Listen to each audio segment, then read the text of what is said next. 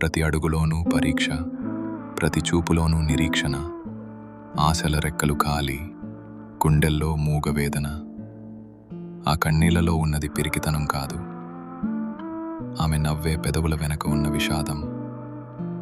లోపల ఎన్ని గాయాలైనా బయట పడనీయదు, గతం ఎన్ని చీకట్లను తెచ్చినా తలెత్తుకు బతుకుతుంది. తన కన్నీరు అణువణువున ఒక కథ. ఆ కథలో ప్రేమ ఉంది, బంధాల కష్టముంది. అయినా ఆ కన్నీరు ఆమెను బలహీనం చెయ్యలేదు. అది ఆమెలోని ఆత్మగౌరవాన్ని పోషించింది. ఏమీ చెప్పకుండానే ఎన్నో నేర్చుకున్నది. ఏదైనా సరే ఎదురు నిలిచి పోరాడింది.